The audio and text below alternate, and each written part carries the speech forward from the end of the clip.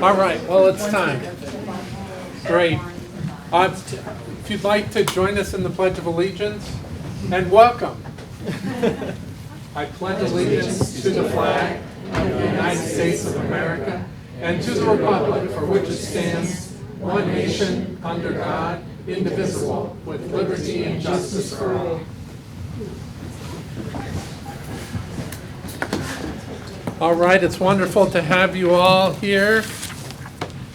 We have an exciting meeting. It'll have to be exciting because I think it's going to be relatively short compared to our normal meetings, but that's up to you and us. We'll see. All right, are there any emergency additions or modifications? There are none.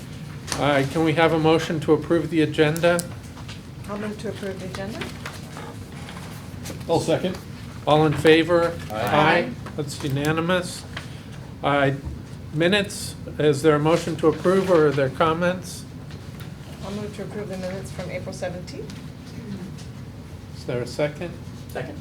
All in favor? Aye. One abstention. One abstention. And student representative report, welcome. Thank you. Surprise! Yeah. All right. Sophia's our freshman representative, and she's going to explain why she's here tonight. Great. Well, actually, do you remember why you're here tonight? Because Arlie couldn't come. Arlie has AP exams this Oh. week, so he's a little busy. We're happy to have you. Thank you. We discussed at our last meeting that we, especially me and the sophomore representative, we'd like to have more input in these meetings and more opportunities to come. And we can come, but so we can sit on the board, we can say what we want to say more freely. So for future groups, whoever's elected next year, we could do that. And then we actually discussed all four of them coming to every meeting is what they were asking for. Wow. Which was really exciting, because one of the things when we created this was people were saying, oh, they won't want to come to every meeting, or they don't have time, and they're too busy. And so it's really exciting for all four of them to say, no, we want more participation. Great. So, and that was your idea. That really came from her. And then we were discussing to have a nap room. So there's Here or for you? There's a room right now that's not really being used, and if we could transform it into a place where students could go during lunch and take naps, maybe a teacher could go and sit in there to supervise and grade papers because it'll be quiet. There's so many reports and studies that say a 15-minute nap could boost brain power. It could be really beneficial.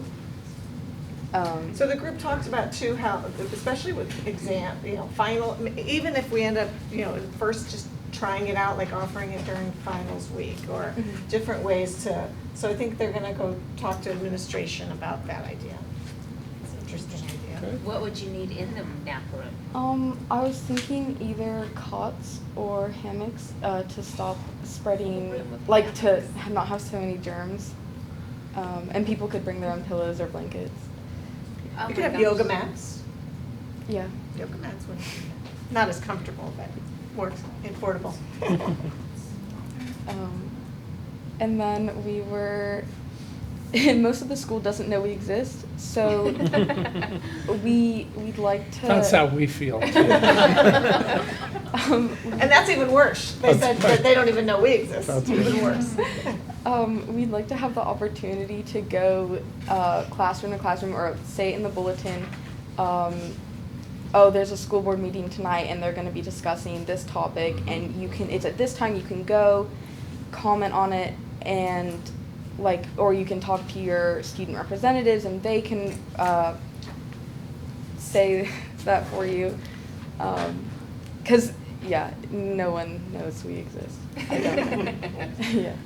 And I think that was a great idea, because they have had to try having several, we're going to be in the library during snack, and you know, I think we had discussed this earlier in the fall, that no one came, and so they have an Instagram, and they've done a couple of surveys that way and have given us information, but they wanted it to be a little bit more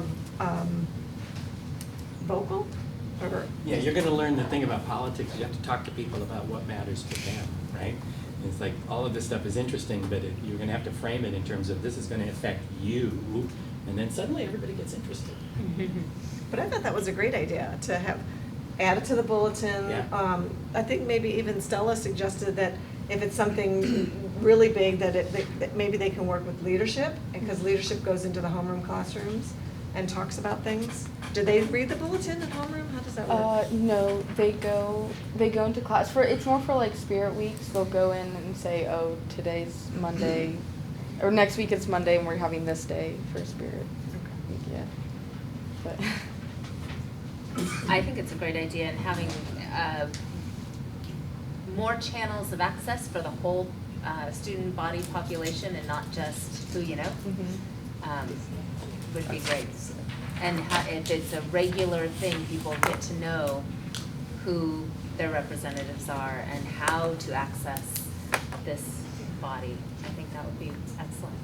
yeah, especially with the pool thing. The pool issue, yeah. I talked to a few people, but no one knew what was going on. I think a lot of students would have been interested in like to voice their opinion if they knew what was going on. I actually recently got texts from my daughter because some of her friends wanted to come and talk to the school board again about dress code. Dress code is always a hot topic, but don't really understand how. And I think letting people know how would be great. Okay. Yeah. That's it. All right, thank you very much. Thank All you. right, See you we, later. Thank you. yeah, have a good evening. You too. We have one comment, but that's about 6.1. Are there any other general public comments? All right, we'll move on to item 6.1. And is there a motion to open the public hearing? I'll move to open the public hearing. Is there a second? A second. All in favor? Aye. All right, the public hearing is open. Steve Weed, you're up. This is 3 meetings in a row when it first up. I don't know what's going on. Very good. You know, with my last name, I was always at the end of everything. Well, you're at the end. You're the last to speak. You're the only one who turned in a poll. I like that refrain. Hi. I hope you're all ready for summer. Had a busy last month or so. Did I notice someone new in the room? Well, so this is how it rolls. Welcome. It's a very engaged community. As I was speaking with the outgoing superintendent, my new moniker is going to be the voice crying in the wilderness, for those of you who get that reference. And if you don't,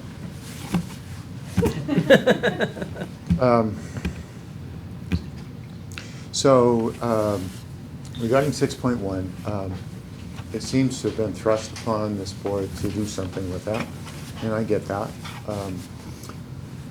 From what I understand, several of you are looking at this as an opportunity, and as I reflect on how things may or may not turn out, we used to have a representative of a minority community on this board. That was a long time ago. My thoughts on that is that you can't see what you don't know about, so it's certainly helpful to have someone from potentially a Latino district or a Latino influence district on the board. Doesn't mean anything is going to happen, because it takes a collaboration between board members to do that. So I would just throw it out there that it's an open slate as to what happens. In terms of satisfying the legal requirements to thwart any sort of lawsuit, it's really important that whatever boundaries you draw, two things happen. First of all, that it doesn't have any possibility to appear to be jerry-rigged to maintain the current board members, okay? And as I looked at both of the maps, I saw, I don't remember which area it was, but it was the area that abuts Miners Oaks with the surrounding areas. And one of those maps looked like it was, you know, an objective standard maybe drawn to include Thane as a representative of that area.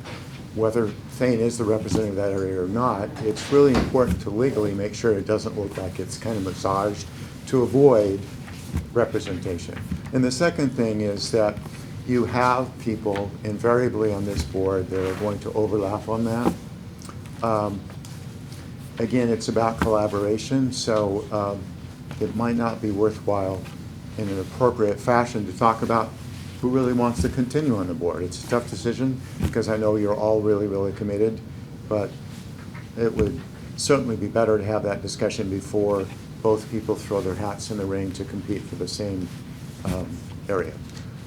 You guys have functioned fairly well together, so let's keep it going. Thank you. Steve? I'm allowed to comment, right? Yeah, the question is whether we close the public meeting and invite Larry up to talk about the maps. I would just like to comment on one thing. I believe that considerations on the trustee areas were part of the lawsuit, right? The whole idea behind, not the lawsuit that we The have. statute. But the statute, and that is to respect incumbencies. So. Well, I understand that. Yeah, I'm just throwing that out there. that. And to try to consider the, obviously the voting makeup of those areas. But we'll find more out from our demographer. Right.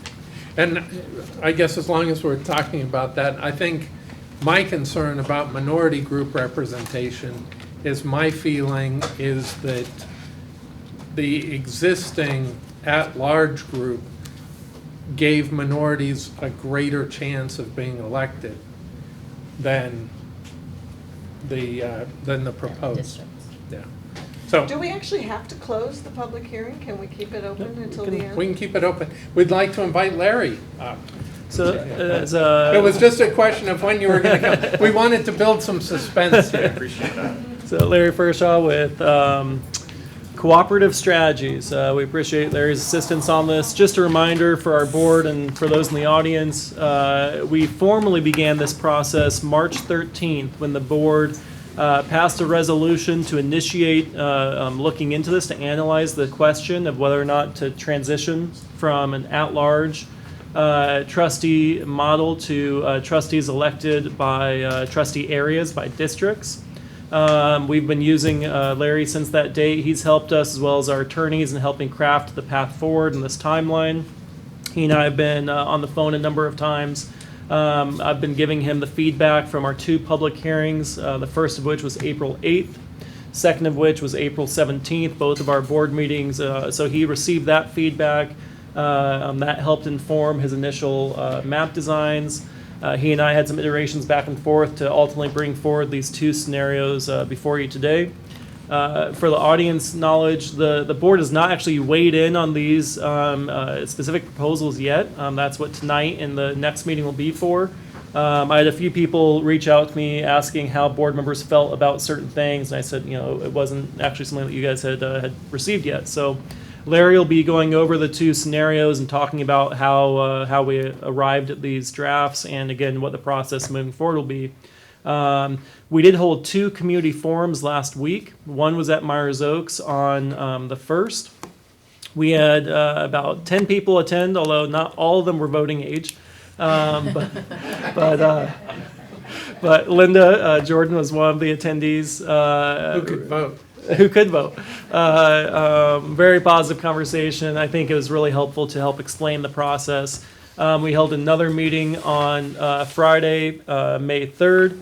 100% of the attendees were engaging. It was a voice crying out in the wilderness. Steve and I had a nice, pleasant conversation for 20 minutes. No one else attended. But we're giving these outlets. We've been posting it to Facebook. They're at the school sites. I'm going to be holding additional community forums this month. But again, we're trying to engage the community in this topic as much as we can. And so to that end, we have Larry, again, who's going to walk through the PowerPoint you received last week and help us understand where we go from tonight to you ultimately having the ability to take action at the next meeting. And there was a phone call to all district homes as well, announcing those. That's right. Yes. And tonight's In meeting. addition to the electronic communication online, there was also the robocall. Larry, All with right. that, go ahead. Great. On the theme of the nap room, I hope nobody falls asleep in here, especially temperature now peaking. Real quickly go over considerations in trustee areas. So as we go from an at-large method of election to a by-area method of election, the district gets divided into 5 roughly equal voting areas. And so population becomes our number one criteria, that the areas have to be roughly equal in terms of population. We say roughly equal because it doesn't have to be down to the person. We're allowed a variance of up to 10% between the largest and smallest. And so we'll talk about a little bit about those numbers as we go through. But we try to maximize that so that we can stick to major roads and not go down the middle of somebody's house, for example, in order to get that population variance. The next is drawn to comply with the Federal Voting Rights Act. This has to do with race and ethnicity for protected classes. And so we can't use race as a primary consideration or the sole consideration, but it has to be among the considerations.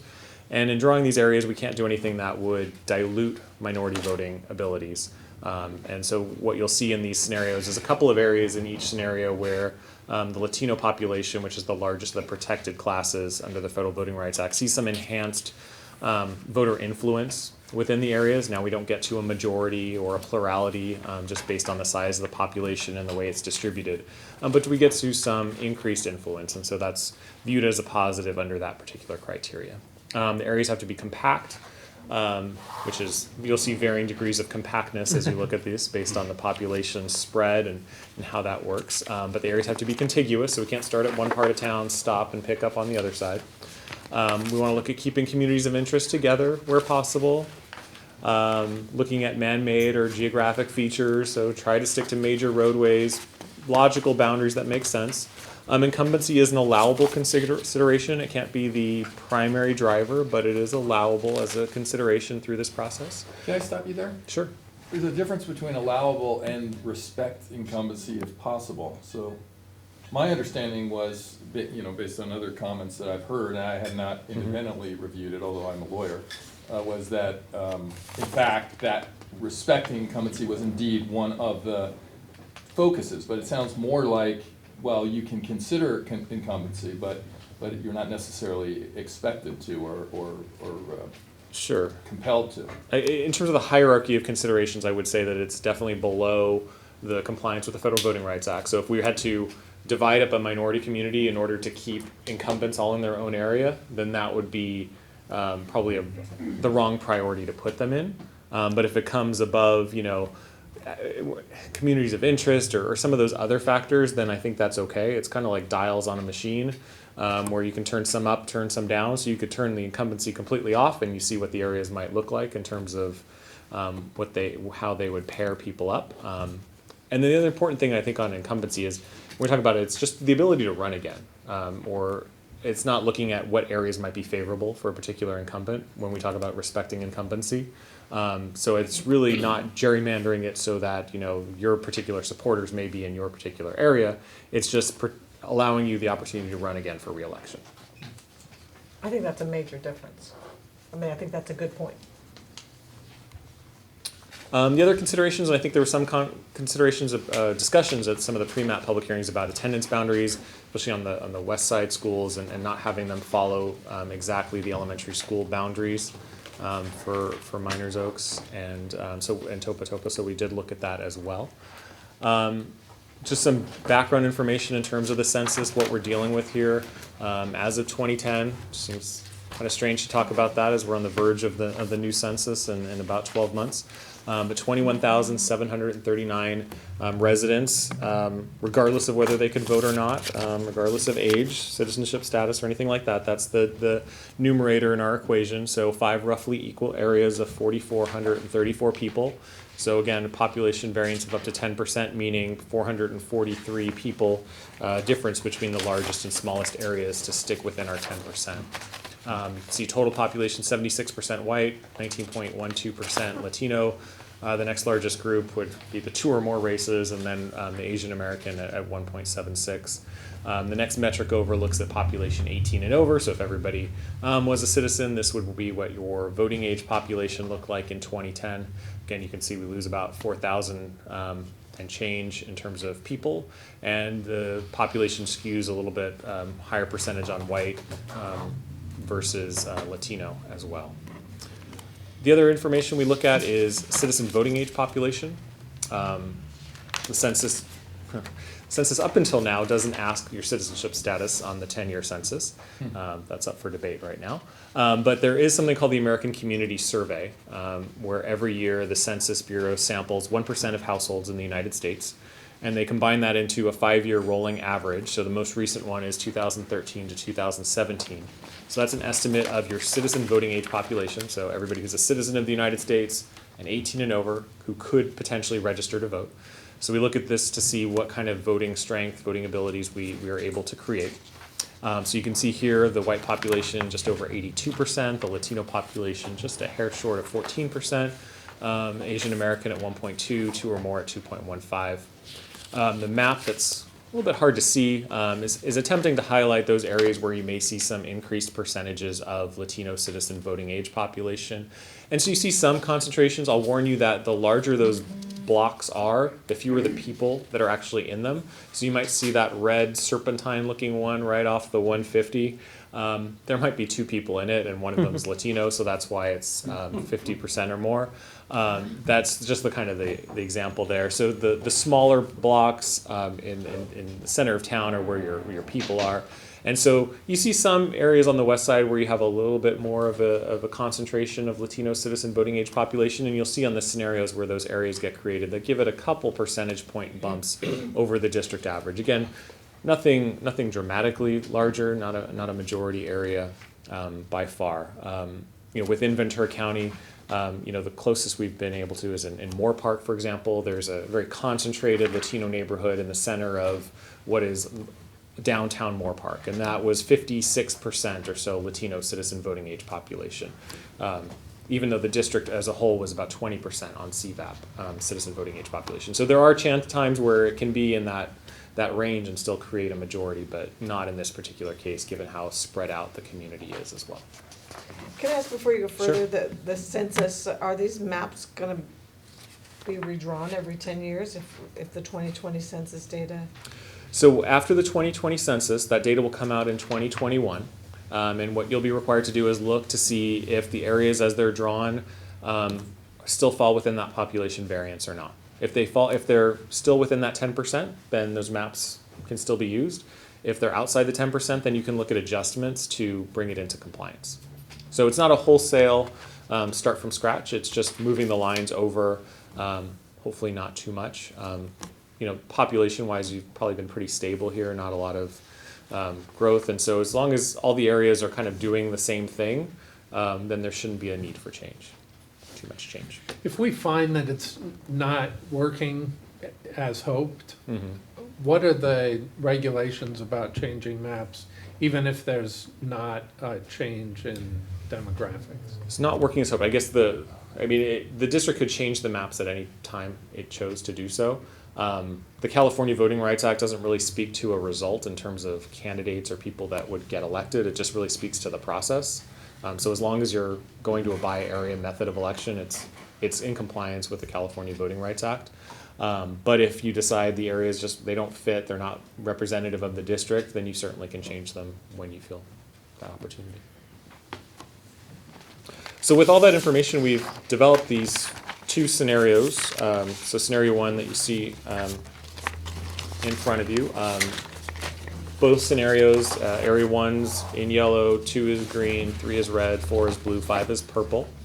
So we've tried to label as many of the roads as possible so you can see where things are.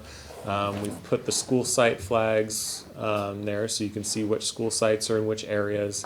The board members' current residences are highlighted so you can see which board members reside in each area.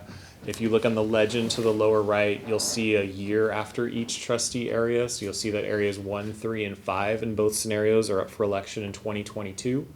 And that areas 2 and 4 would be for election in 2020. So, again, we have this Area 1 on the western edge of the district, mostly to the west of the 33. We do have Area 4 that comes over in that area south of the 150, just population balance.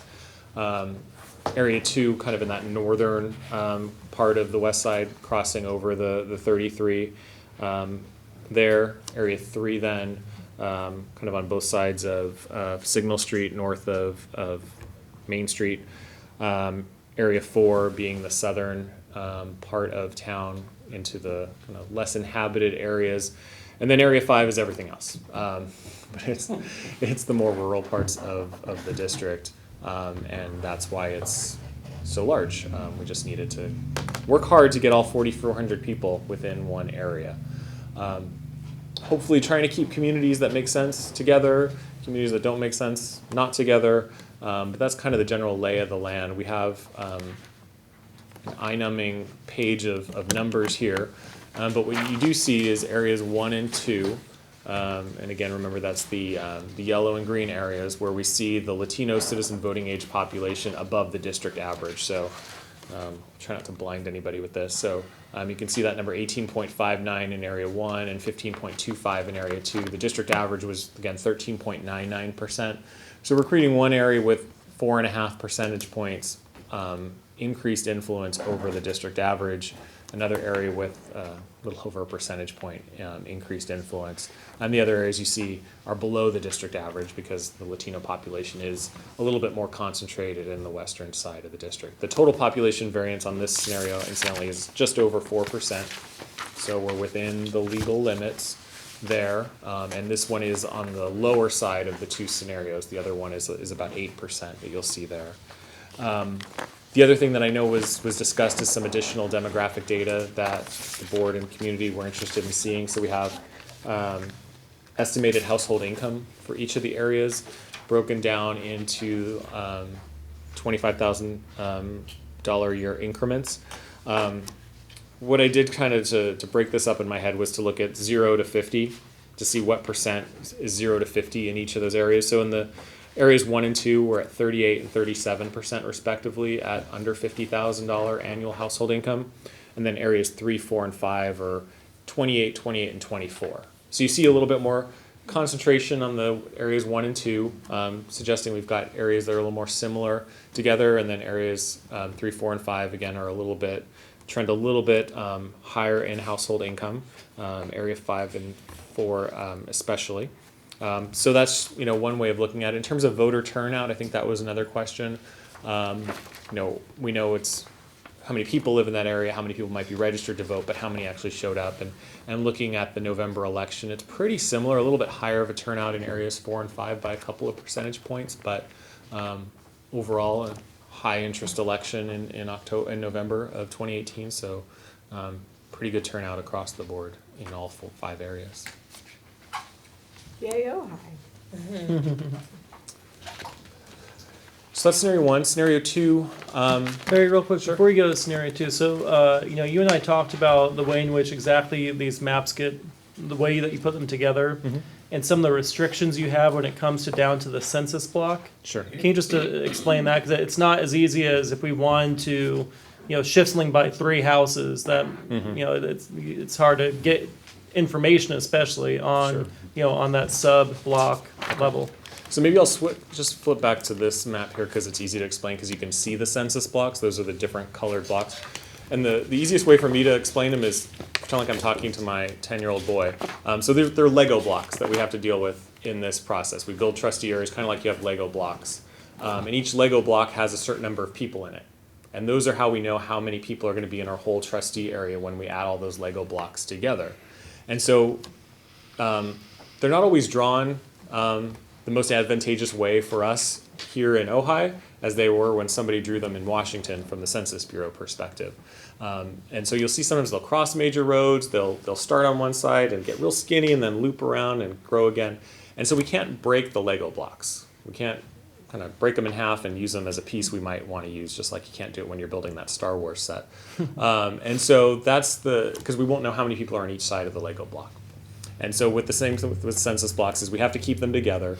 And so that does sometimes lead to areas that aren't as ideal as we may think they should look based on your local perspective, but because we do have to use census blocks, they sometimes do get a little strange. Thank you. No problem. Gives me a chance to use my Lego block analogy too. So I appreciate it. Scenario 2 then, similar in some ways. I mean, we have, again, Area 1 on the west side. It's a little bit harder of a boundary coming off the 33 going north along my eyes. La Luna. Fairview. La Luna, thank you. So we do have a little bit more of a defined boundary there. It was a little wavy going back and forth there. Area 2 stays a little bit more north and east in this particular scenario. Area 4 doesn't go as far south, but does come a little bit more north in its trustee area. And Area 3 is the same in both scenarios. Area 5 doesn't come all the way across to Santa Barbara County. We were able to draw Area 1 up to take in mostly uninhabited areas. But there are a couple pockets as you go up that up into the more rural areas where there is some population. And so that's why Area 1 is a little bit shifted over, because there is some population up there to make up for it. So that's kind of the lay of the land. Same kind of election sequence, 2 and 4 in 2020, 1, 3, and 5 in 2022 in terms of election sequence. In terms of demographics, again, we have areas 1 and 2 that are above the district average. We have a 16 and a quarter and 17 and a half. So pretty similar. I think we had 18 and change in our highest one in Area 1 in the previous scenario. So just a little bit of a change in that distribution and really just balancing it out between the two areas a little bit more. If you recall, the other area was just barely above the district average. So here we have two areas that are at least 2 percentage points above the district average. And in Area 2, you see that the total population of the Latino population at 30.5%, which is above what it was in the previous scenario. What that suggests is with time, that area is going to only increase in terms of its Latino voters as they get older and become voting age and citizenship status wise. So that, maybe in the next census we'll see increased Latino citizen voting age population over time in that particular area. But this has a greater variance. It does get to 8%, yeah, because we have area 3, which is 3%, or actually area 2, which is almost 4% above our perfect total, and area 5, which is about 4% below our perfect total. So it's not really, in terms of the complying with the law, anything below 10% is fine. There's nothing better or worse about the variance.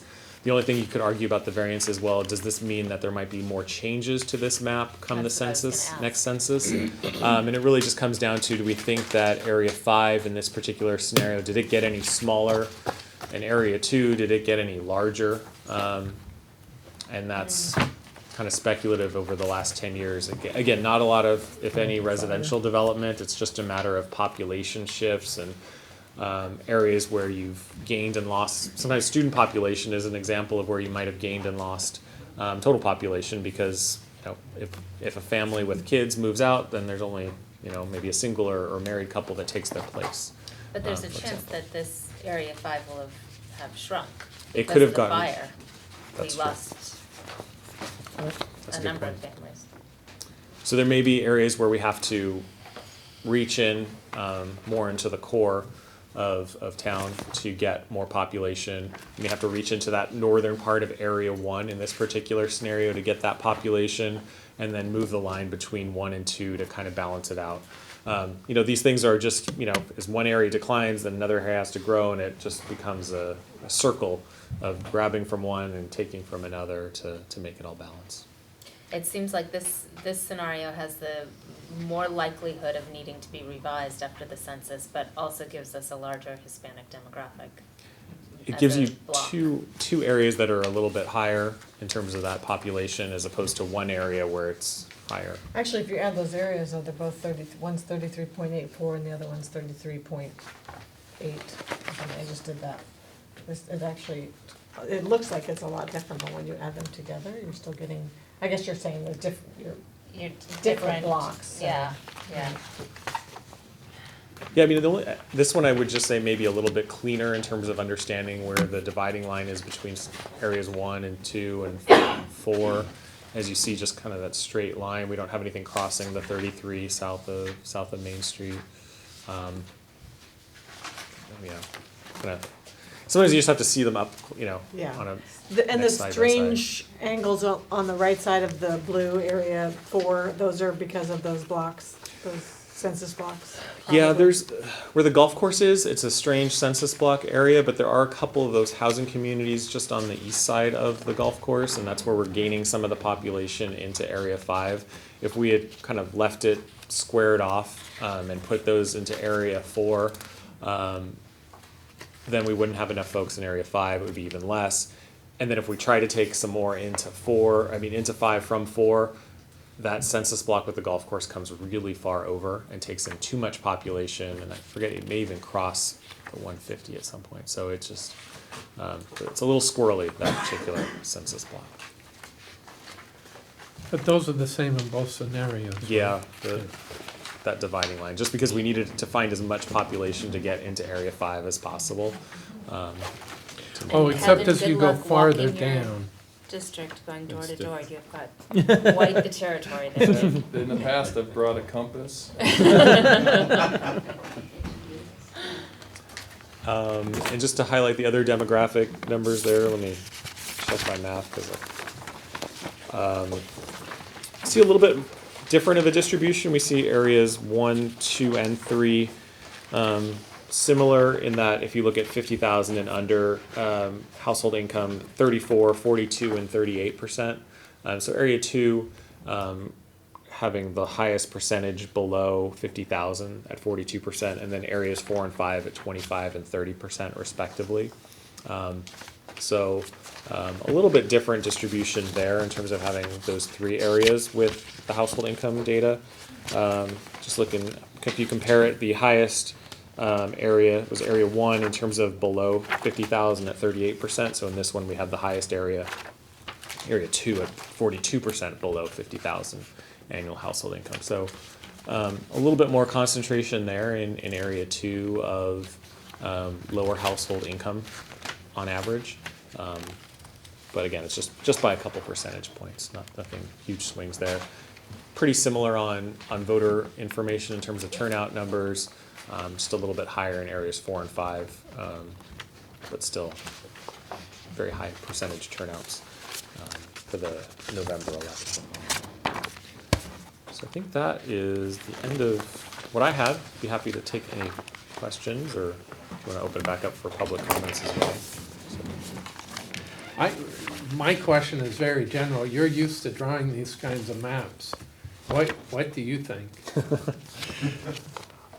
I don't have any favorites. Hopefully we've given you 2 good options to choose from, and really, we're coming from a couple hundred miles away where we're drawing these maps, and I've been through Ojai once or twice, but I think it's really the board and community's local knowledge of what makes more sense. I know there's some sensitivities to how much adjustment might have to be made after the 2020 census, so I don't know if that makes you lean towards something more like scenario 1.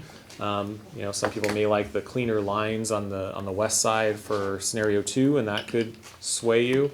But we've given you 2 options that are meet the legal requirements and hopefully reflect the community. And from there, it's really the board and community's feedback. From a process perspective, we have another public hearing at our next That's right. meeting, correct? And then we wouldn't take an action until after the next meeting. Well, we can take it at that meeting after the public hearing. Right. The one thing is, if there's any changes to the maps, if there's any discussion of additional options you'd like to see, we just do need to have those available on the website for 7 days prior to the meeting at which you would take action. So we can't just slip in a map at the last minute. It does have to be available for 7 days. I have a question. Are we still in public comment? We're still. Yep. Sure, we're public. Okay. comment. I don't think this is a question for you. I don't know. Because it's all new. So my question is that what, like right now I see incumbents in almost all areas except for trustee area 1. And I'm just making an assumption. What happens if someone does not appear from trustee area 1 to be on the school board? How does that play out? Do you? Sure, I can take that Okay. if that's. It would be like any other vacancy on the board, where the board would, if nobody chose to pull papers to run for it, it would be a vacancy, and then the Okay. board could opt to appoint somebody from that area. So Okay. what we see is in any situation, sometimes it's one thing to run for office. It's a little bit less to put your name in the ring when there's an application for a vacancy. So I don't know of any time it's not been able to fill a vacancy. Okay, I just didn't, it's just a new thing, so, and I think it's new for the public as well. So I think at least in our next cycle, people may not even understand that that's how it works, and that we have to have somebody. Okay. Although again, for either of these scenarios, that area specifically would actually not have a representative until 2022. Right, so So- we have time, right. lots of time. And it may require the board to make this and improve the incentives for sitting on the board. Right. Because we went the other We way, went the so other there's way. not a lot of incentive. Right, right. Yes, Steve. So to my point earlier, I think that this sort of redistricting and finessing of how people are elected is relatively new in the last few years, is that right? Yeah, I mean, the California Voting Rights Act is from 2002, but it wasn't really until after the 2010 census that it started to pick up in terms of districts converting, and probably since 2012, about 200 or so, maybe 300 of the 1,000 school districts in the state do skew a little bit older and non-Latino, just because of the 18 and over and citizenship status. Okay, so there wasn't a way to sort of take that area and make it a larger trustee area because of the number of people who live in that area? Correct. I mean, because that would be one of the points of the whole voting rights, right, is to take a minority Right. population. But there wasn't a way to do that where we could put more and more of the minority population together And you can to kind their of see advantage. there that there's kind of two main pockets. The area that's to the west of the 33, if you were to draw a straight line up, and north of the 150, so I'll kind of highlight. You have this area here, and you have this area here. And that would, to combine these into one area would be too many people. And there's also the fact that there's, in between there are a lower Latino percentages that you kind of have to loop into it, so it ends up reducing it anyways. So your polka dot idea. Yeah, Swiss cheese Still- areas aren't. Still interested in polka dots. I just wanted to make sure, because that, I think, would be a comment that, you know, if somebody just looked at the maps, they would say, oh, why are you splitting up Miramani and Miners Oaks? And basically, we have no choice. Which scenario 2, goes further toward keeping it whole, keeping that population. But right, I mean, ultimately, it's a matter of overall population numbers. Population. Right. Same as the Topa, I mean, that's a very small area land-wise, because it's But a it's larger highly- population. Yeah. And it seems to me scenario 1, and that does, because, I mean, I do know that area, well, I think we all know all the areas. But I think it keeps communities together better in scenario 1. Oh, really?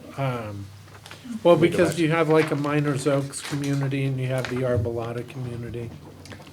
Yeah, I look at it. Scenario 2 has the advantage of having both of those elementaries in one area, so you don't get conflicts. No, they both I do. look at how far one- over Kevin's goes in scenario 1, but it seems so odd that Kevin lives way on the east side, but. Oh, yeah, I mean, it looks almost like a donut with the bite taken out. See, I find scenario 2 weird with that blue trustee area 4 going way up to Fairview. I feel like that's a very different demographic, but,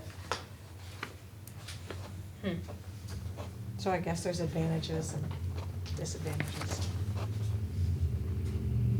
To me, it doesn't Michael, look do you have like your there's. boxing gloves? Yeah. No debate.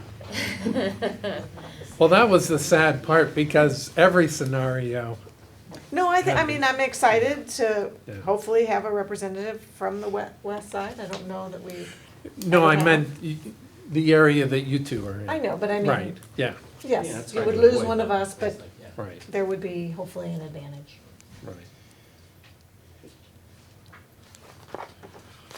Are there any other comments or questions? Well, thank you, Larry. Thank you, This Larry. has been a lot of work, I know. Yeah, Angie? I'm sorry, No, that's fine. I wanted to address what you just said there. Are you guys both in the same year? Okay, so if you weren't in the same year, how would you still be able to? That's what happened down in Ventura. So in Ventura, Mary Hafner had no choice. She was in the same district as another area, but that same area as another member, but that area was not going to be up for election until 2020. And so in 18, she had no choice but to be cycled off, and they had a new area that got a representative. So it actually happened in Ventura County just last election. Okay, so one person just gets cycled off, they're just done. If they're, Well, And we don't would run, get a if we choice. both wanted to run Because again, we would run against because each their other. terms are the same election cycle, they have the ability to run against each other. okay. And, yeah, you don't, okay. Okay, I think that was it. And My- thank you for the color scheme. It's very It's pleasing. helpful. Thank I you. also, I mean, we've been talking about this now for a couple of months, but I was talking to somebody last week, and for the first time, I realized, as a voter, I will now be voting once every 4 years for one person, Yeah. Right. instead of every 2 years for 2 or 3 people. It's really stamping down my vote. Mhm. Yeah. And so I wonder, is it the same effect? I mean, you're trying to put these minority groups together, but isn't it in a way, you're stamping down, instead of getting to vote every time on 2 and 3 people, they're only voting every 4 years on one person. Well, and if one person wanted to represent the Hispanic vote, they could go out and get enough votes to win a seat, District-wide. district-wide. But with each trustee district, even if they got every single Hispanic vote in their district, they wouldn't have a majority. They might not Yeah. win, you see. And I think to your point of voting for one person every 4 years, you really don't pay attention to who your elected official is and what's going on at the school board. It takes away a lot of attention from the school board. Well, I also think it almost feels like so the school board, 3 of the 5 of us have to vote for something for it to pass. So I would want the 5 people to represent my interests, not just one of us to represent my interests. So it Well, just and I hit me think- last week for the first Yeah. time. I was like, wow, that's, I keep imagining, as we went through these election cycles, the League of Women Voters often hold a forum. But the chances of having 9 of us sitting on, weren't there 9 of us, however many Yeah. of us, from one district, really discussing the school district and really hashing out the issues, I don't see those conversations having a place. We're gonna lose those. Over time, hopefully, right, they become more localized and more intimate, because I totally agree with what you're saying. Right? I mean, in the sense that because we have such a spread out population, this is actually having a contrast act than what I think the Voting Rights Act was intended to do, right? On the flip, you now have a board member who is yours, right? And so that's your person. It's like, that's my congressman, that's my whatever, as opposed to, ooh, I don't know who I want to talk to on the board. There is a more direct connection. I'm not sure that that balances out some of the downsides. I just don't know a way around it. Yeah. Oh, we're just complaining. Yeah, it's your turn. It's your turn to say something optimistic. That's how this works. Yeah.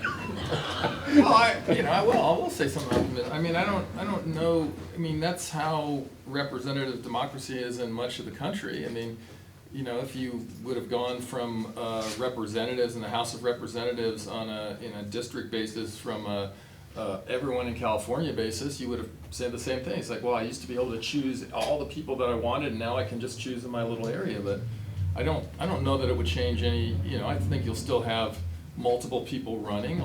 They'll still have forums for the whole community, even though each individual is only going to be voting on one particular person, but they may be voting for one person out of 6 or 5 or 3, or hopefully there will be a lot of interest.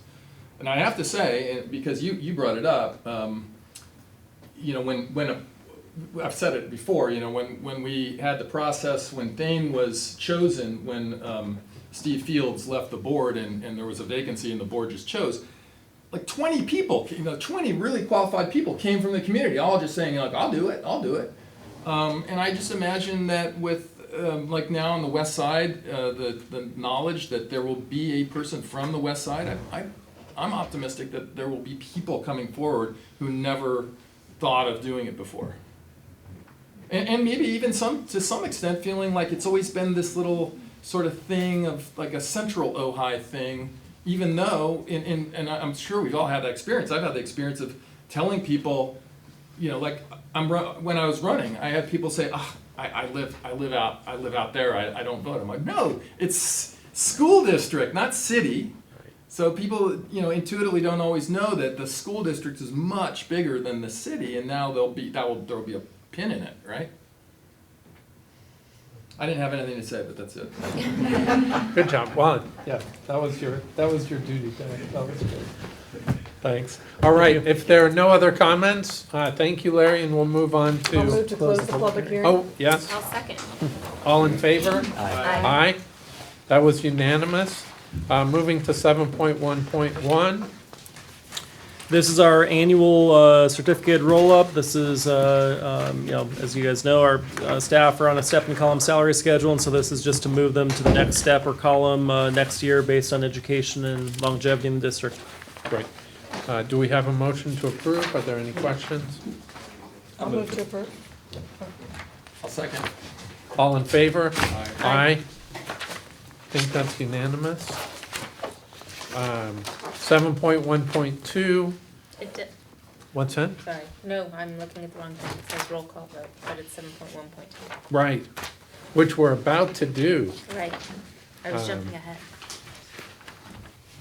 Anything? So this is obviously always one of our most challenging items to come before you to ask to take action. This is the loss of employment of our faculty. Although there is some silver lining good news, when we brought this to you in March, we were looking at a reduction of 4 elementary teachers, and now we're looking at 3, so we're able to rescind one of those layoff notices. That was as a result of having slightly increased retention right now at the elementary grade, so that's really positive news. Our kindergarten cohort is still looking, on track with what we anticipated, but we're seeing actually throughout this entire year, we've seen better retention than we normally see intra-year. So we're, again, somber in bringing to you the reality that we will have to deliver 3 layoff notices to our faculty, but grateful that 1 is rescinded, and for the other 3, there will be employment opportunities in our district for them this coming year. So in all cases, because the TOSAs, and either they might be eligible to become a TOSA, or the impact of another teacher taking a TOSA assignment and then backfilling, we will be able to keep each of these individuals employed in the district. But that's what this is for. The way you said that, it's possible that a classroom teacher could apply for the TOSA position, but then would they be eligible to go back into their classroom? Yeah, so that's why we still have to lay off these employees. And so let's say that we, Angie, I'm going to use you as an example. Let's say Angie were to request the TOSA assignment. She would, of course, we'd hire her in a second for that assignment. She'd become a TOSA. One of these employees who are laid off would come back on a temporary basis to be able to fill that vacancy potentially for the year. But then Angie would have a right back into that, into her prior assignment. And that temporary employee would once again have the layoff, or hopefully next year we'll have some retirements that allow us to bring back those employees who have been laid off. And do these employees have the, do the TOSA positions go to a general opportunity for anybody, not just in the district, but in and out of the district? Or are these employees kind of streamlined into that TOSA position? So these employees are eligible for the TOSA assignment. We have not yet opened it up to the public, and at this time, I believe the intention is that we believe it's very important that we have our staff working with our staff, and so I know Cheryl's been working on some different scenarios if we don't find the right staff for these assignments. Okay. Right. Great. Why don't we, are there any other questions, or should we go to the vote? Go ahead, Kathy. Let's take a motion. Oh, I was motion. just wondering if we had a motion or not. Yeah. Okay, I'll move to approve. I'll second. Member Shanahan? Aye. Member Ruff? Aye. Member Whipple? Aye. Member Griffin? Aye. And Member Wild? Aye. All right, that's unanimous. Moving to 7.3.1, the English learner reclassification criterion process. Marilyn, you need no Marilyn. introduction, so we're just Come going to on come on up. up. Yeah, I'll be up for the next few meetings. Come on so I've down. got to get practice. We had a federal program monitoring audit at the end of April, and so one of the items in the FPM for English learner was the reclassification criteria. We had it in the column where you see the LPAC results. It used to be a 3, and that was the interim criteria before the state finalized, and now it's a 4. So it needs to be reapproved. are there any questions, comments, or a motion to approve? I'll move to approve. I'll second. All in favor? Aye. Aye. That's unanimous. Marilyn? Moving to 7.3.2, the Nordoff waiver for graduation requirements. So, we really don't have too much more to share than what we've already provided to you in the materials. We have students for whom we're asking that the graduation requirement for a semester-long freshman course be waived. These are students who came in after they were, after that semester of their freshman year, and so they weren't able to take it at that time. The class has been impacted, and so meaning we're at capacity, it's been difficult to find a way to bring these students into the class. As well as because we have so few semester-long courses at Nordoff, it's been very challenging to fit into their schedule. And so we're asking that you offer a waiver of the actual course requirement. In lieu, there we'll be doing a report that Dave Munson outlined in the materials. And we still feel that they've received a quality education and they're qualified. I to feel like graduate. we're just making them jump through a hoop by doing this report, that the learning isn't there.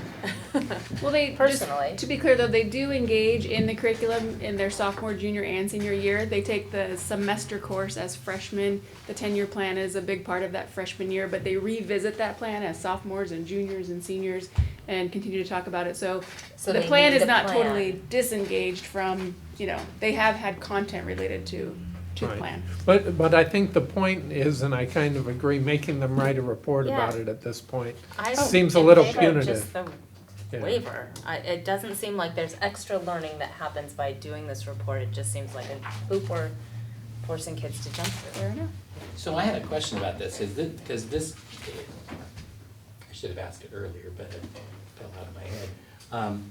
This doesn't sound like an academic class, right? It sounds like a skills, practical, how to decide where you want to go to college kind of thing. Am I interpreting that correctly? Which is a skill.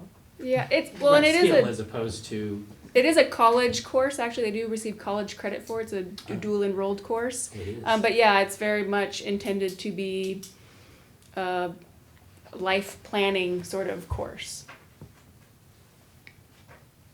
They often have to look at potential jobs that they want and what the earnings are and how much apartments cost and how much. It's awful important. We don't teach a lot of practical skills. I'm just not convinced that having them write this report is gonna teach them that. I think a lot of it comes from seeing what their fellow classmates are Right. doing and having the discussions around it is where the learning happens, to If my it's just a mind. report, like a book report, then yeah. But because if I'm reading this, it's a little bit more than that. It's like sort of building some of the Correct. things that they would be doing in the class, like their plan and what college they want to go to. But this is for seniors who are about to graduate. I know, it's a who- little late. Yeah, I don't see the, I don't see it as a huge benefit. Potentially, the better plan, and as you see in here, we're still thinking about the potential options for the future to solve this problem. But maybe it's a better plan to have sophomores engage in writing that report as part of the Right. waiver plan Right. if they didn't take the course as freshmen, because that Well, would be and much that more would make meaningful than as sense seniors. when you say that they revisit it Yeah. through the years. It seems like, yeah, if you did it in the beginning, then you're building on it later. That makes a lot more sense. And But at to least come before you now- apply to But college. you also have juniors who come into Nordoff. Right. That's And then it true. would have to be- Yeah. So maybe Yeah. as part of their entry to Nordoff, they engage in this plan, right? And then that way they're sort of caught up to speed and then able to engage in the discussions Yeah, better. that sounds really good. I like that, yeah. So there's no protest if you would like to grant this waiver without the requirement for the in lieu project. We would be fine with that. We just need a motion. Yeah, and I do think it's important, you know, for the audience, we're talking about this new initiative that went into effect, give or take 4 years ago. Right. You know, with the idea that while a kid could be completely academically prepared, which presumably all 10 of these kids are, there's still, we wanted to offer them more opportunities to think about their future and look at the alternatives and so forth. I agree. I don't think having them write a report at this point, especially given their senior year and all the stuff they've got going on. Yeah, is finals, necessary. Yeah. month before What were you graduation. gonna say? Well, oh, I thought you had something else to. Well, I do think, you know, so we've been doing this college and career thing I remember the seniors, because I have a friend who's in that class, or whose child is in that class. I would like to kind of hear maybe next year, how successful do they think it's been?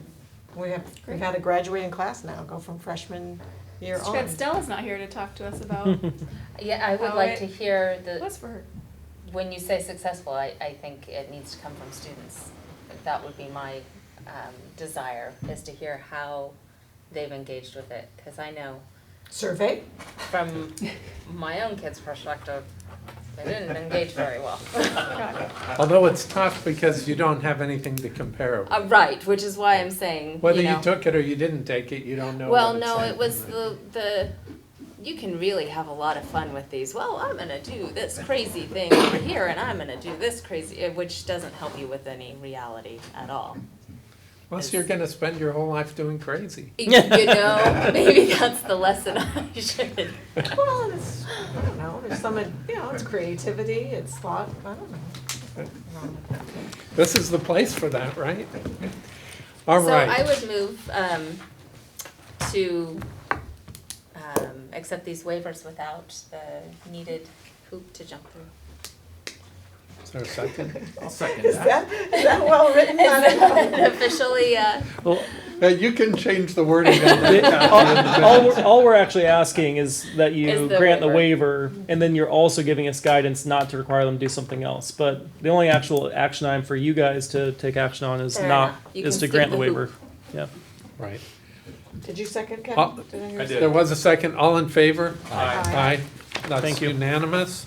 All right, Measure J project update. All right. Good evening. Fun stuff. So as you can see in the update, Alan and I have been extremely busy still. The two exciting ones I would say are the gym locker room at Matilaha and the roof are underway. The roof will obviously commence once school is out, but the locker room is in full demo mode. So I encourage you guys to go by maybe next week. This week is abatement week, so don't go this week unless you have your own spacesuit, but as Alan and I were talking about, but Are students not changing for gym? they are not. changing They're changing, the girls are using the gym in the gym. and the boys are using the weight room Yeah, currently, so, and there's a lot of drama about that. yes, yeah. Originally, it was gonna be the other way around, but, yeah. But yeah, they are, they're getting at the demo and it's coming along so far, 1 weekend, so. And then the other one that is not on here that we neglected to put on is the HVAC at Matilaha for rooms 1 through 5. That is currently underway as well. So that should be, the units are coming in the 13th, I wanna say.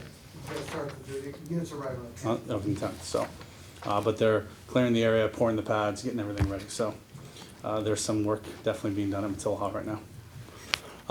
As for the other stuff, you can see we got quite a bit coming in. The two, I would say, crown jewels again are the library and the dining hall. The library, we did have the bid opening.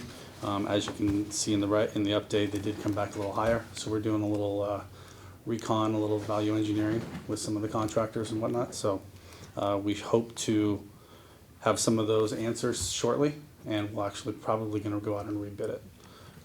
There was some feedback as regards to the concrete work. So What is the value, what was that, what did that mean, that comment that, about value engineering? So basically, we'll go back and look at, we asked both contractors who bid it, we're both over our budget, hey, what jumped off the page at you that was overkill or over-engineered, or what are the workarounds? Or, you know, one of the comments was, you know, all the HC units are on the roof, so then in turn, we have this massive amount of concrete and foundation work that needs to happen.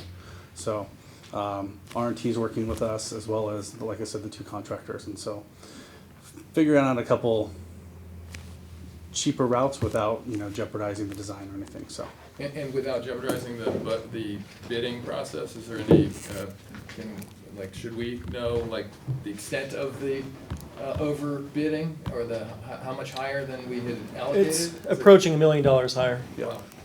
it was significant. DSA, So- is this a DSA? If you can make changes, how will that affect the DSA? That'll depend on the change. Right. So that's one thing we're looking into. If we make this change, do we have to go back to DSA, and then what's the time frame on that? So Yeah, and then luckily with the library, we do have quite a long window for this project. And after talking to, for instance, the DSA inspector, he said, man, you guys, this thing will be done well before school's out the following year. So we have a little room to work with, but we're still gonna push it ahead and try to get it done right away. So the plan is still breaking ground this summer, right after school's out, so. Yeah, this is a real disappointment. This was one that we were hoping to actually have on the agenda tonight for approval. You know, we scheduled it to have the May 1 open date. So I saw Alan actually right after walking through the parking lot, and he was visibly distraught. I mean, it was a real disappointment for everyone. So, you know, we are now rebounding and going to find a way to bring this closer in line with the anticipated budget. Is there anything specific that looks like a cost driver? Or is it just overall? There was a few things, probably 3 or 4. The concrete was the biggest one that both contractors did mention, so. And there's a couple other things that we're working on, so. Again, the concrete, you know, it has to do with the HVAC units on the roof, so, and tying into the existing foundation, so, and drove up the concrete price, so. Right, so if we can put those units on the ground, That's what I'm Exactly. thinking, right instead on of a a little roof, pad. then we That's can exactly what eliminate a we're lot of complex, detailed foundational work where they have to drill into the existing foundation every 12 inches and install a rod. Mhm. They gotta drill 5 feet in and do all this really complicated stuff. Yeah, they're drilling, coring into the concrete, doing the rebar, then they have to put steel plates in between. It's just skyrocketed, so. Sort of retroactively adding rebar? Pretty much. Yeah. Basically just because of the increased weight. And the other biggie is obviously the dining hall. It is moving along at a DSA pace.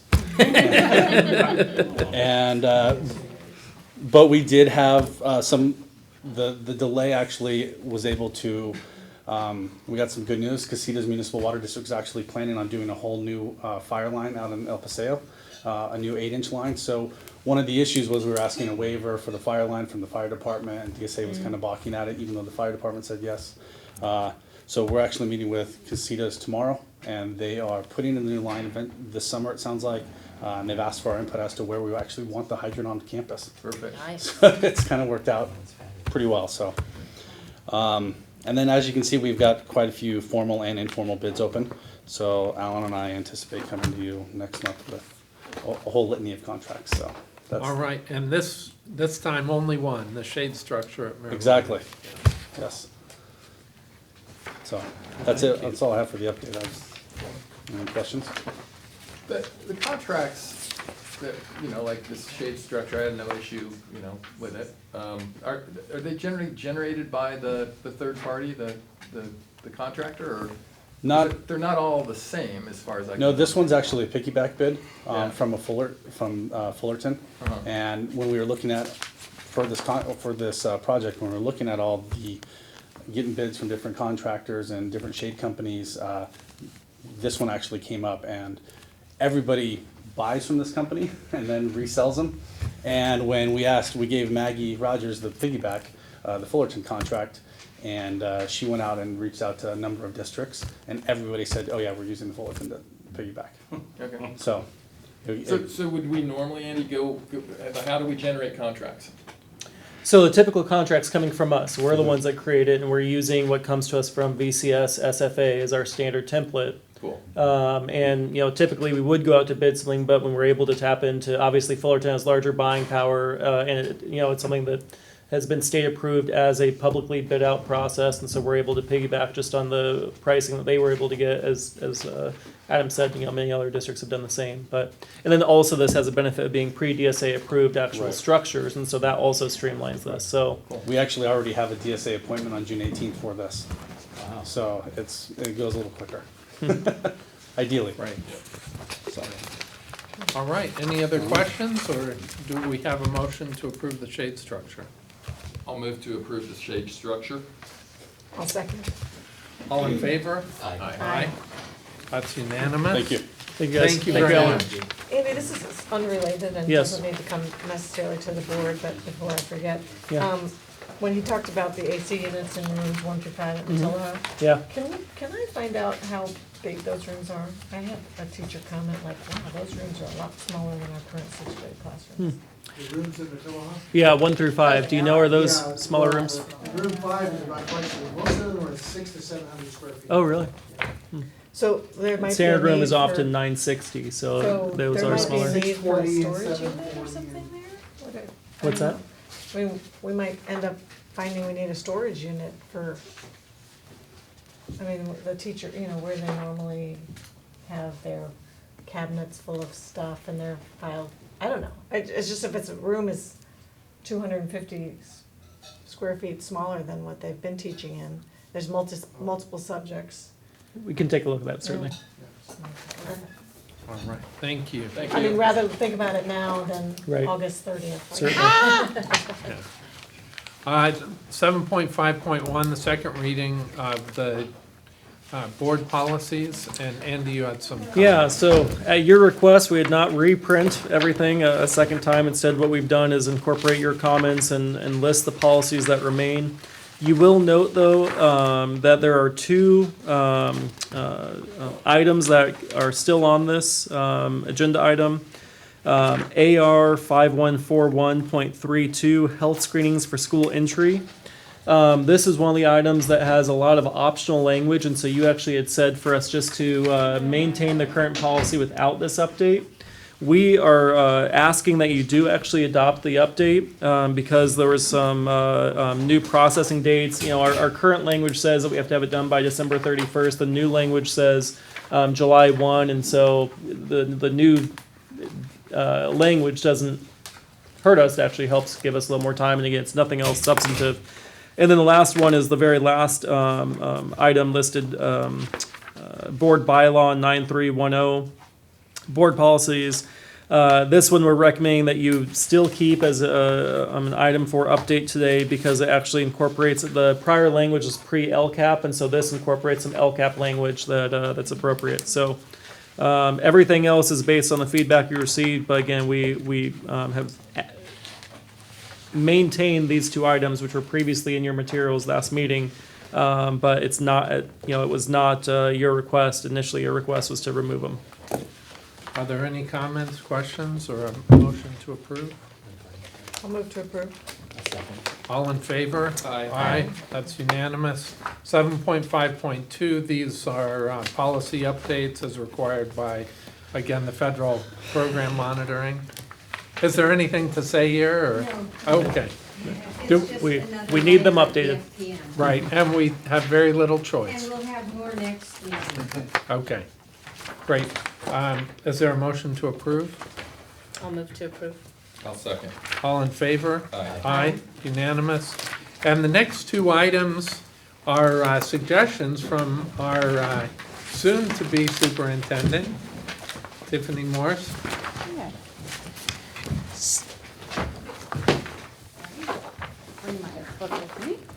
So for the first item, I'd like to propose a series of town hall style meetings. And if you remember, maybe at the last meeting, there was an idea to propose town hall style meetings. And I said, hold on, let's see if we can come up with something over this summer. So I'd like to propose a series of 3 meetings over this summer tentatively called Designing Tomorrow Summer Series on Growth and Innovation in Ojai Public Schools, or we could call it something else. The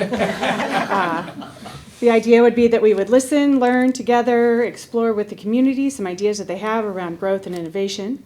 As someone wise once said, you have to talk to the people about what matters to them. So this is an opportunity for us to do this. Each summer, or each session would include a brief welcome. There would be a video, so 3 different videos. One potentially most likely to succeed, which is a video, if you haven't seen it, it's about High Tech High in San Diego, and it's kind of thought-provoking. Another potential one, what schools could be. And the third one would be actually just a TED Talk by Sir Ken Robinson, about schools and creativity. There's other ones out there. Those are just ideas. And then having a facilitated discussion, hopefully a student panel also at each one, with students talking about what that looks like, how this works with their current, what they're seeing currently, maybe different ages in our student panels. And so of these 3, potentially one in June, one in July, and one in August, and maybe partnering with groups on each one. So maybe the Chamber of Commerce, maybe our equity groups, maybe the Chautauqua series, maybe PTA, all kind of to be determined if this is a direction that the board would like to go. So I guess the first question is whether we want to do it, and the Yes. second question will be when. Yes. So, I love it. I like the idea a lot. It's kind of been on our parking lot. Right. But this is much Yes, it has. more, Very specific, I think. Yes. It occurs to me too Focus. that this gives us an opportunity to first sort of set the groundwork with like, what's working right now, right? What are our marquee programs? What are our successes? And then how do we build on that? It's kind of a marketing thing. It's kind of a planning thing. I like it. Ties into our LCAP community engagement work. Oh, it does, doesn't it? Yes. Yes. Thoughtfully designed stuff. and I kind of like the idea of keeping regular board meetings here, but having special meetings at different locations makes sense to me, to try to engage. And to see if we Topa can Topa engage. Brewery? I guess it's just called Topa Brewery. Or whatever will draw the people. That draws people. Maybe not the student panel there, Yeah. but So it sounds like there's a consensus to do something. The question would be when. So do we, Should we have a vote on doing it first? is this a potential action? Yeah. So is there a motion I'll to? move that we engage in 3 summer town hall style meetings. I'll second. All in favor? Aye. So that's unanimous, and okay, I don't think we need a vote on when, but we can figure out when right now if we want to. Do we want a discussion on what outside entities that we want to reach out to potentially sponsor or be involved in this? Yeah, I think that's I think we should make suggestions, but personally, I think after those suggestions, maybe Tiffany could go out and try to engage them, and whoever she can engage to just go ahead with it, rather than coming back to us and saying, I I'm couldn't happy get to do the this one, but I legwork. could get that one, and I couldn't get that, and whatever. Well, and I think the idea is not saying, oh, this one is only for the chamber. Right. It's sort of like, in order to make sure that people are actually there, we ask these other groups, hey, can you contact your people and Right. make sure that they are aware, but everybody can come to all of them. And, Right. you know, I mean, Right. like the Chautauqua is different, you know, but Yeah. And with these ideas, I trust Tiffany to put together the best meetings possible. You know, one idea might be, because I know the summer band series provides a lot of parents the opportunity to kind of hang out and listen to music while their kids are out playing in the playground. You know, we might do something there on I think summer band's Wednesday, so maybe on a different night we could do an outdoor, movie there, and then have the conversation there, and then it would also provide the same kind of vibe. And that's put on by Ojai Rotary West. The summer band is, The yeah. summer band Yeah. thing, so they would be the contact people. Well, what I'm saying is just the same thing, but on a different night. Oh, you're piggybacking. essentially, I'm not piggybacking. rather than, Yeah, than I'm, asking them to Fillmore. be involved. You're I just- can't Fillmore, really see it whatever. outside, but Fillmore. I can see you, I can see it being at the rec center where the movies and the gym and the discussions in the smaller area. I mean, as a parent, I wouldn't be able to focus on something if my child is. Well, and I think the issue is timing. In the summer with the light, you can't see a movie outside until about 9:30, 10 o'clock, so. So I think these are all details I can Yeah. help sort Yeah. out for you if you're interested. And One It of the- was a really good idea until we got to the details. I wrote it Come down. on. It's on Yeah, the I just list. wanted to throw out that idea, just to show you that we can do that. That's the best bad idea we have. I still think a nighttime movie could be cool. I think Yeah, it'd attract Yeah, I think, and getting outside. I mean, yeah. maybe that's what we've been doing wrong. We have held every This is meeting Ohio. inside of a building. If your Just meetings go were underneath the oak tree. outside, under Yeah, a one of tree. those balmy nights is. Yeah. I do like the idea of June, July, August, one, each one, and that way we have, just kind of spread them out. We got our regular meeting and the special meeting, because we've been doing a lot of meetings, so this would kind of. So do you do that first one, I mean, no, we're not gonna discuss the actual dates, but just in general, would that June one be after Schools. graduation? I would think so. Yeah. Yeah, I think that Our would second make board more meeting in sense. June is June 18th. 19th, Is it the 19th? yeah, it's Wednesday. I'm sorry, June 19th. June 19th. But graduation is the 13th. Thank you. The Nordhoff graduation is the 13th, Oh. and Matilda is the night before. 13 and 14, sorry. 14. Yeah, yeah, I have right. Nordhoff as the 13th, but maybe that's Is it on Matilda. Thursday? Wednesday, Thursday. Wednesday, Thursday? So what I imagine is there will be no good date that works for everyone. Right. Which is why we have 3, and so that we can accommodate multiple. If one And we'll doesn't try work to for you, attend as there will many as be- we can. Yes. I would recommend, the Friends of the Library group might be one of the groups that would be interested in being a part of it. Or sponsoring it somehow. And OEF. Yes, Maybe they will. they're on my list. Great. All right. Do you need anything more from us on that? I don't think so. The other concept was 7.5.4. This would be a board planning session. And So it's fairly common when you have a new superintendent to have a board retreat. Not a fancy off-site retreat, but time for us to work together to set our norms, to set some of our goals, talk about our values, have time together with me as a superintendent, and then time with Cheryl as the whole cabinet, so having both of those times together. So I would request time with you to work on our values, goals, norms. We did one when Kevin, Michael, and I were elected with Hank. right. I like this idea in terms of timing. Generally, I'd do this sooner rather than later, but if we're gonna be doing 3 town hall meetings and getting a lot of information, it seems like this might be more practical after that, right? Because then we have a lot of stuff to talk Sure. about. It could be August, like towards the beginning of the school year. That's kind of what I was thinking. And I think the lesson learned from previous sessions is the less mediation we have, the more time we'll have to talk about issues. Yeah, and never trust staying with a trust fall. Never excited about trust Stand falls. on a ladder, Kevin. No ropes courses. All right.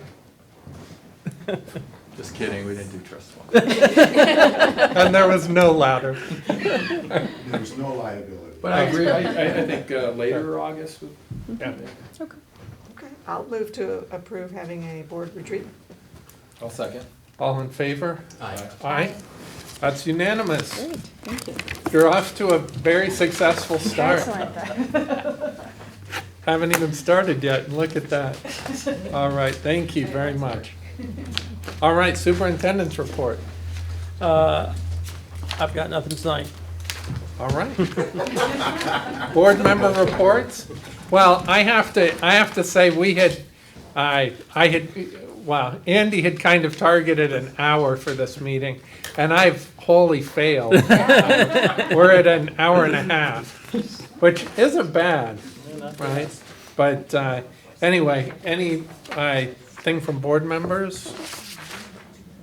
board member report. We're going back into closed session. Right, items for future agendas. Yeah, I actually have a couple. Okay. For future agenda. I would like to discuss, before the end of school, the idea of the flipped Monday at Nordoff, doing the colleague meetings in the morning and starting school later.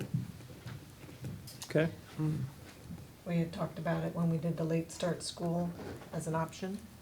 Do we know, they did a survey asking students about flipping the final schedule. And I don't know that I've heard anything about that. Do we know how that, We can bring back information. yeah.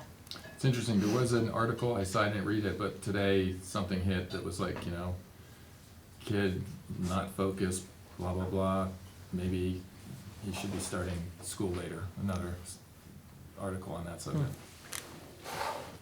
The second item is something that came up with my discussions with the SAC was they were so excited about the Matilaha electives, and they were all so jealous. And so I would have taken, aerodynamics or whatever it is, and then they, of course, a couple of them said, I wish we had, and I don't know if we have any, or if they said more or AP Science. There's only AP Physics, I believe. So that was, I'm not asking that for a future agenda, but this is the process as we were talking. And then they started talking about semester electives as freshmen and sophomores. Because that, and I even had thought, what about quarters? I mean, you'd have to say the same quarter. You couldn't. Trimesters? No, you, because it's right at Nordoff were quarters. You couldn't take, I'm gonna choose this one, this one, this one, this one, but you could choose one that has acting and art as one semester, and then the other one, so you'd have two choices. Like the wheel. It's a little bit more of the, because it's their choices for the whole year. Yeah. And if they make them, even they were talking about, like ceramics, they love it, but basically for 4 years you're making bowls and different kind of bowls, and, how do we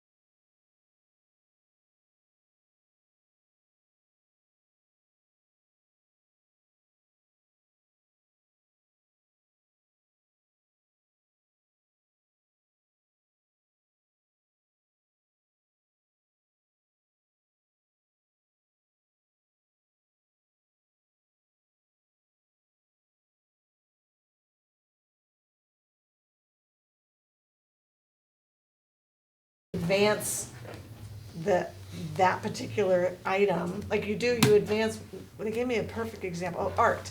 You've got a beginning class, then you have something that's more difficult, and then you have the AP, right? So it's harder for them to do that with these other electives. But it might, they think having the opportunity for, I would just like to talk about it and hear about it, so I don't need to go further into it, sorry. Happy to hear and talk about it. And, As long as it doesn't take any time.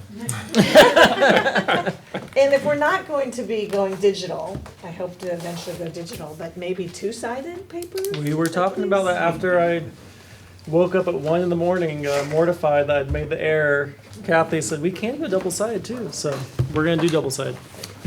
All right, any other items from the board? If not, is there a motion to approve the consent calendar? I actually have a question on the consent calendar. I had two, and I'm sorry I forgot to, I had two of the Miramonte fifth grade watershed, so is there something else that we're approving, or did I just accidentally get two? Are there two different classes? I thought they were It two says different classes. Miramonte, mine both, This is fifth grade. mine says That's Miramonte 26 fifth grade. students, though. So there's two classrooms? But it says Miramonte fifth Is grade. it- Oh, okay, different different teachers. supervisor, okay, Different thank you. teachers. Yeah. All right, never mind. I just wanted to say, thank you to Ohio Rotary West for the Yes. generous donation of Chromebooks and cart at Yes. Matillaha. Absolutely. Thank you very much. Oh, Over. one more Yeah. question, sorry. The retirement of our elementary music teacher. Resignation, yes. Yeah. So are We're- we? The job posting was supposed to go out this afternoon. I'm not sure if it did. It'll go out tomorrow. We are back to the drawing board of options. Or do we feel like in the future we might be, because now our sixth graders are moving and they're definitely getting music, that we might just be having not be having an elementary program? Oh, I would really not like that. I know, Not under my watch. okay. Yeah. Well, I- that doesn't we give need us to have- much time. Well, that's all I'm committing to. You better hurry. Sorry, All I'll right. move to approve the consent calendar. I'll second. All in favor? Aye. Aye, that's unanimous. We will now adjourn to closed session.